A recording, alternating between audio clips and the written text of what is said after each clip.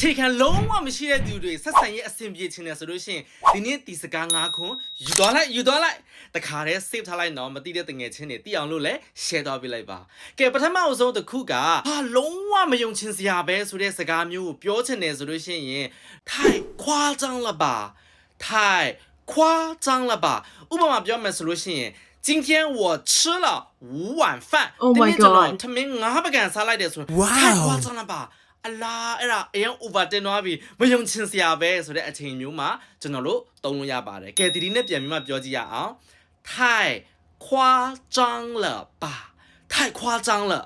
太夸张了နံပါတ်2ကကြတော့တကယ်လားဟုတ်လားဆိုတာလေမေးချင်တဲ့အခါမျိုးမှာကျွန်တော်တို့တွေကမေးလို့ရတယ် serious ကြီးလားစသဖြင့်ပေါ့နော်အဲ့လိုမေးလို့ရတယ်ပြောမယ်ဆိုလို့ရှိရင်ငါပိုက်ကြီးသွားပြီ我怀孕了真的假的တကယ်လားစသဖြင့်ပေါ့အဲ့လိုပုံစံမျိုးမှာကျွန်တော်တို့ပြောလို့ရပါတယ်真的假的ဆိုရင်ပစံအဲ့လိုပုံစံမျိုးအံ့ဩသွားတဲ့အခါမျိုးမှာကျွန်တော်တို့တွေအသုံးပြုလို့ရတယ်မှတ်ထားနော်ဒုတိယတစ်ခုက真的假的真的假的ဘတ်3တစ်ခုကကြတော့ကောင်မလေးတယောက်တည်းကိုယောက်ျား2ယောက်ကအတူတူတော့ကြိုက်မိတာပထမတစ်ယောက်ကောင်လေးကပြောတာပေါ့နော်ငါဒီကောင်မလေးကိုကြိုက်နေတာငါလည်းပဲကြိုက်နေတာ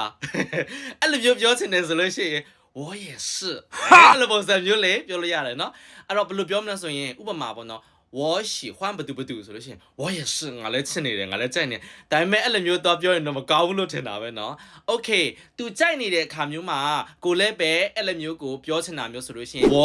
也是လို့ပြောလို့ရပါတယ်ဥပမာ我爱中国ကျွန်တော်တရုတ်နိုင်ငံကိုချစ်တယ်ဆိုလို့ရှိရင်我也是ကျွန်တော်လည်းပဲချစ်ပါတယ်ဆိုတဲ့အချိန်မျိုးမှာသုံးလို့ရပါတယ်ကျွန်တော်လည်းပဲဆိုတဲ့အသိပဲဖြစ်ပါတယ်နံပါတ်4ကတငယ်ချင်းနဲ့အတူတူအစားသွားစားတဲ့အခါမျိုးမှာဒီနေ့ညနေကျွန်တော်တို့ပါစားမှာလဲ今晚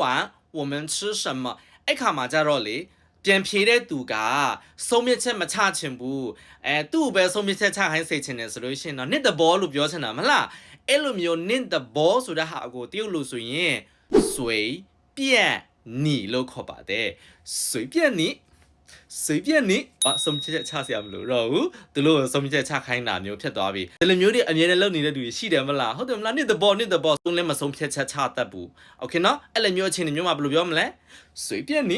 随便你မငါကြတော့အရန်စိတ်ဝင်စားစရာကောင်းတယ်ဆိုတဲ့အခါမျိုးမှာကျွန်တော်တို့သုံးချင်တယ်ဆိုရင်ပြောတဲ့စကားလေးပါဘယ်လိုလဲဆိုရင်有意思လို့ခေါ်ပါတယ်ဥပမာဆိုလို့ရှိရင်ဒီနေ့ရုပ်ရှင်သွားကြည့်တယ်ဒီနေ့ရုပ်ရှင်ကစိတ်ဝင်စားစရာအရန်ကောင်းတယ်今天的电影很有意思今天的电影很有意思နောက်တစ်ခုပြောလို့ရတယ်ဒီကောင်မလေးကစိတ်ဝင်စားစရာနည်းနည်းကောင်းတယ်啊哈他很有意思他有意思